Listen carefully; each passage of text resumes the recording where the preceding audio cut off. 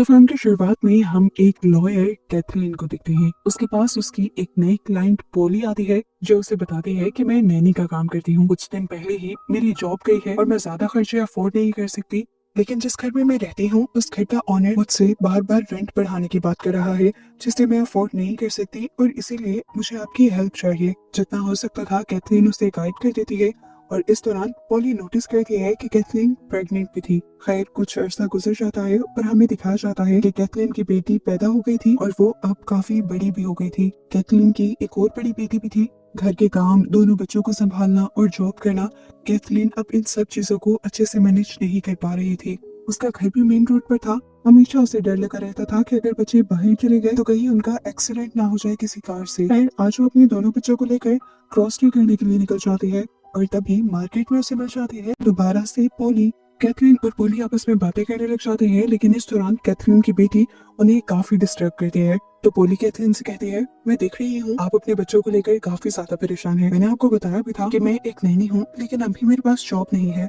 अगर आप चाहें तो मुझे जॉब दे सकती हैं। कैथरीन खुश तो थी लेकिन डरी हुई भी थी। ऐसे किसी को भी वो अपने घर में नहीं रख सकती थी। इसीलिए पोली उसे कहती है कि मैं जहाँ पहले काम करती थी आप वहाँ से कॉल करके मेरे बारे में पूछ सकती हैं। कैथरीन भी उसके कहने पर उस जगह कॉल करती है तो वो औरत पोली से काफी सेटिस्फाइड नजर आती है और बताती है कि पोली ने उसके घर का और उसके बच्चों का काफी अच्छे से ध्यान रखा था, लेकिन अब उसके बच्चे बड़े हो गए हैं और उन्हें पोली की जरूरत नहीं रही। अपनी सारी तसल्ली करने के बाद कैथरीन और उसका हस्बैंड पोली को अपने घर पर जॉब दे देते हैं। कुछ दिन गुजरते हैं और कैथरीन ये देखकर खुश हो जाती है कि उसकी दोनों ही बेटियां पोली के साथ काफी ज्यादा अटैच हो गई थी। कैथरीन आकर अपने हस्बैंड और पोली को बताती है कि कल को मेरे कुछ कलीग्स लंच पर आ रहे हैं और उनके लिए मैं सारा लंच खुद प्रिपेयर करूंगी। वो पोली यहाँ तक कि अपने हस्बैंड को भी किचन में आने नहीं देती, लेकिन इसी दौरान हम नोटिस करते हैं कि पोली कई मर्तबा बहाने बहाने से किचन के अंदर आई भी थी और उसने कैथरीन के बनाए खाने के अंदर कुछ मिक्स भी कर दिया था। खैर कुछ देर बाद सब लोग खाना खाने बैठ जाते हैं। खाना सबको ही पसंद आता है। खाने के दौरान पोली भी इन लोगों के साथ ही बैठी हुई थी। कैथरीन का दोस्त पोली से पोली के बारे में पूछता है और पोली अपने बारे में ज्यादा जो बात हाईलाइट करती है वो ये कि वो गरीब है और उसकी फैमिली नहीं है।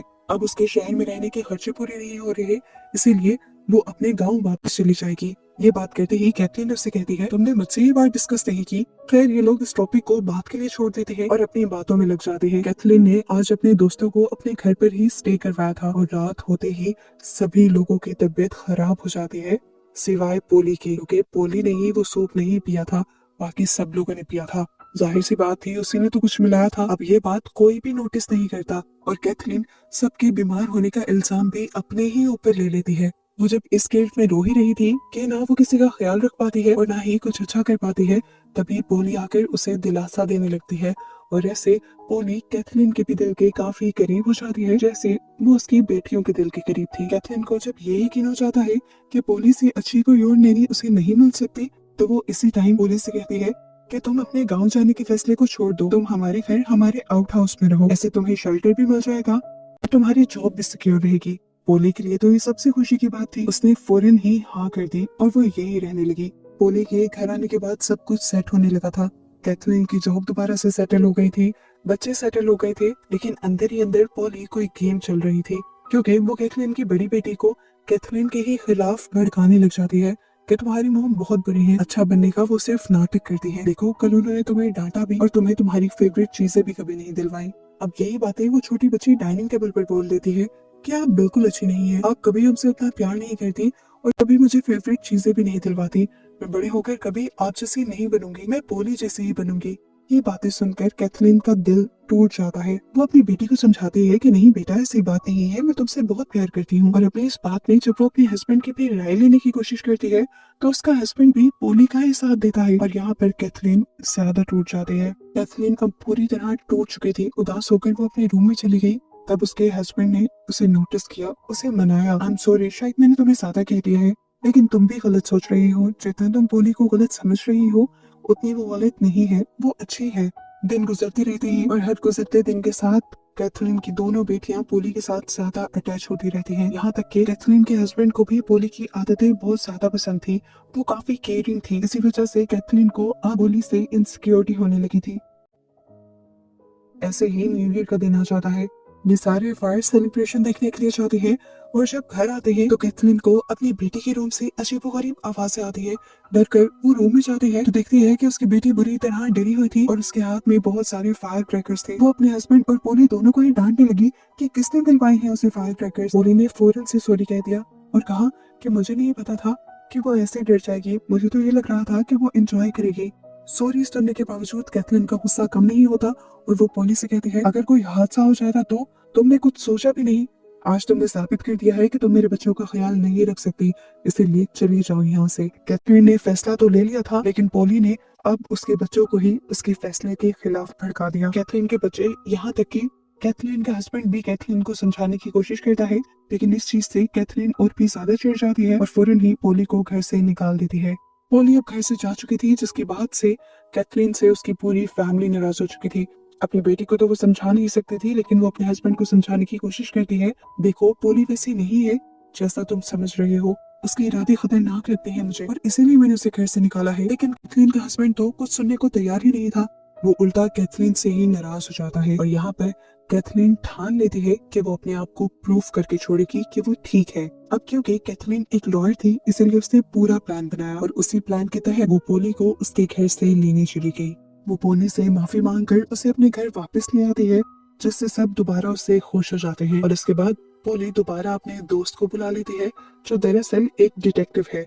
कैथरीन के कहने पर वो ये मिशन ले लेता है कि वो पोली की सारी इंफॉर्मेशन निकाल कर रहेगा और ये भी पता चला लेगा कि आखिर वो चाहती क्या है। पोली की गैर मौजूदगी में वो पोली के रूम में जाता है और उसके रूम की तलाशी लेता है और उसे वहाँ कुछ मिल भी जाता है जिसे वो छुपा कर निकलने ही वाला था, पर पोली ने उसे पकड़ लिया। लेकिन अजीब बात थी, ये पता होने के बावजूद कि इस लड़के ने इसके रूम से कुछ चुराया था, पोली उसे फिर भी जाने देती है। स्टूवर्ट घर आकर उन पेपर्स पर रिसर्च करने लगता है और उसे कोई बहुत ही चौंका देने वाली बात पता चलती है, जिसके बाद वो पोली को कॉल करता है बजाय कैथरीन को कॉल करने की, क्योंकि असल तो कैथरीन ने ही उसे ये काम दिया था। दूसरी तरफ हम देखते हैं कि कैथरीन सारा काम स्टूवर्ट पे छोड़कर नहीं बैठी थी, वो खुद से भी इंफॉर्मेशन कलेक्ट कर रही थी और अब वो उस लेडी के घर जाती है जहाँ से उसने पोली की इंफॉर्मेशन पहली मर्तबा ली थी।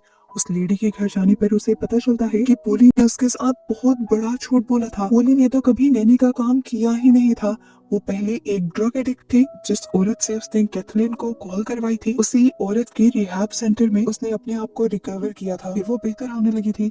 वो अब अपने लिए कुछ करना चाहती थी, इसीलिए उसने अपने रिहैब की ऑनर से ही कहा कि आप अगर मेरे लिए एक छोटा सा झूठ बोल देंगी तो मुझे जॉब मिल जाएगी। ये सारी सच्चाई सुनकर कैथरीन पागल होने वाली हो जाती है और उस औरत पे ही भड़क जाती है, आप ये कैसा कर सकती हैं, इतना बड़ा झूठ। क्या आपको पता है आपके इतने बड़े झूठ ने तकरीबन मेरी लाइफ तबाह कर दी है। इतना बड़ा सच सुनने के बाद वो फौरन अपने हस्बैंड के पास जाती है और उसे पोली का ये धोखा बताती है कि उसने हमसे झूठ बोला था, उसने कभी नैनी का काम नहीं किया, यहाँ तक कि उसने रिहैब की ऑनर से भी झूठ बुलवाया है। इतने बड़े धोखे के बावजूद भी कैथरीन का हस्बैंड उसे ही गलत कह रहा था। वो कहता है कि पोली ने इतना बड़ा जुर्म नहीं किया, एक जॉब लेने के लिए उस मासूम ने बस एक छोटा सा झूठ बोला है, इसके अलावा कुछ नहीं। कैथरीन अभी भी अपने हस्बैंड को पोली की साइड लेता देखकर काफी ज्यादा अपसेट हो जाती है। सीन कट होकर दूसरी तरफ दिखाया जाता है कि पोली उस लड़के से मिलने पहुंच चुकी थी। ये लड़का पोली को इस टाइम रेबेका के नाम से बुलाता है और पोली हैरान नहीं होती क्योंकि उसे पहले ही पता था कि लड़का उसके ऊपर सर्च कर रहा है। वो लड़का बताता है, मुझे तुम्हारा नाम ही नहीं पता, बल्कि मैं ये भी जानता हूँ कि तुम उसी शहर से आई हो जहाँ से कैथरीन आई थी। कैथरीन की भी स्टोरी इस लड़के ने ही सर्च की थी। वो बताता है कि कैथरीन का भी असली नाम कैथरीन नहीं है बल्कि उसका नाम जेनिफर है। कैथरीन ने बचपन में एक पूरा घर चला दिया था जिस घर में पूरी फैमिली चल गई थी सिवाय एक बच्ची के जिसका नाम था रेबेका, यानी तुम। कैथरीन ने वो सब कुछ करने के बाद पुलिस को ये बताया था कि तुम्हारे डैड उसके साथ ज्यादती करने की कोशिश कर रहे थे जिसकी वजह से उसने तुम्हारे पूरे घर को चलाया था। उसके बाद वो अपना वो शहर छोड़कर यहाँ पर आ गई थी और अब तुम इसके पीछे आई हो तो मतलब अपनी फैमिली का बदला लेने आई हो।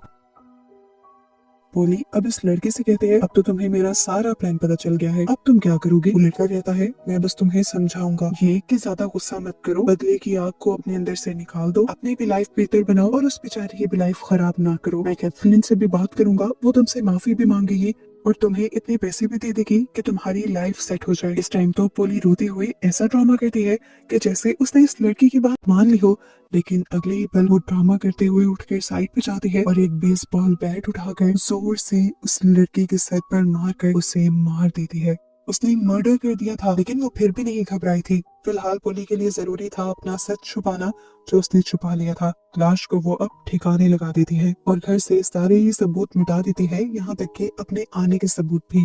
पुलिस को इस लड़की की लाश सड़क से मिलती है और जैसे ही कैथरीन को पता चलता है तो कैथरीन टूट जाती है। वो पुलिस वालों को भी यकीन दिलाने की कोशिश करती है कि जरूर उसे भी पोली ने ही मारा होगा, पर पुलिस वाले उसकी एक नहीं सुनते। कैथरीन अब घर आती है। दुख में वो पागल हुई भी थी, उसका बहुत ही अच्छा कोलीग मारा गया था।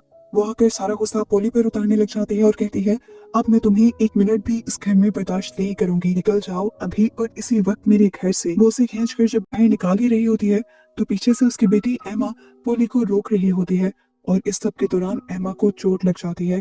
और ये सब देखते हुए कैथरीन के हस्बैंड को लगता है कि कैथरीन पागल हो गई है और वो उसे ही उल्टा थोड़े दिन के लिए फैमिली से दूर कर देता है। कैथरीन आज अपनी बेटी से मिलती है क्योंकि आज उसका मैच था। वो उसके साथ उसे विश भी करने गई थी और यहाँ पर उसकी बेटी उसे बताती है, मोम आप ऐसे ही पोली को तंग करती रहती है, वो बहुत मासूम है। आपको पता है मुझे उसके रूम से क्या मिला? ये पेपर, ये आर्टिकल जिसमें उसकी कहानी लिखी हुई है कि उसकी कोई फैमिली नहीं है, उसकी पूरी फैमिली एक फायर एक्सीडेंट में मारी गई थी। ये कहते हुए वो अपनी मॉम को पोली के रूम से मिला हुआ आर्टिकल दे देती है और खुद मैच के लिए चली जाती है। कैथरीन ने जब ये आर्टिकल पढ़ा तो उसके होश उड़ गए, सारा पास्ट उसकी आंखों के सामने आ गया और वो समझ गई कि पोली उससे बदला लेने के लिए ही आई है। वो फौरन घर भाग जाती है और पोली से माफी मांगने लगती है। यहाँ ग्राउंड में कैथरीन का हस्बैंड उसका वेट कर रहा था, लेकिन जब उसका फोन भी नहीं लगता तो वो समझ जाता है कि जरूर कैथरीन घर ही गई होगी और उसे डर लग जाता है कि वो कहीं पोली को नुकसान ना पहुंचा दे। जबकि यहाँ कैथरीन तो पोली से माफिया मांग रही थी। वो कहती है, मुझे पता चल गया है तुम पोली नहीं बल्कि रेबेका हो और मुझसे बदला लेने के लिए आई हो, लेकिन मेरा यकीन मानो, मेरा उस दिन इरादा तुम्हारी फैमिली को नुकसान पहुंचाना नहीं था। मुझे बस गुस्सा आ रहा था इसलिए जो तुम्हारे डैड ने मेरे साथ किया था उस सब में मेरा कोई कसूर नहीं था। पोली कहती है, तुम्हें क्या लगता है कि आज भी मैं तुम्हारी बात पे यकीन करूंगी, जबकि इतने सालों पहले पुलिस ने तुम्हारी बात पे यकीन कर लिया था। मैं तुम्हारी फैमिली को तड़पा तड़पा के मारूंगी जैसे पूरी जिंदगी मैं तड़पी हूँ। पोली कहती है, और इससे पहले ही मैं तुम्हें भी मार दूंगी। ये कहकर वो नाइफ उठाकर कैथरीन के ऊपर हमला कर देती है और कैथरीन अपने आप को बचाने की कोशिशों में लग जाती है। कैथरीन को पता था कि उसे होश में आना है क्योंकि उसकी बेटी खतरे में थी, उसकी दुश्मन के पास थी।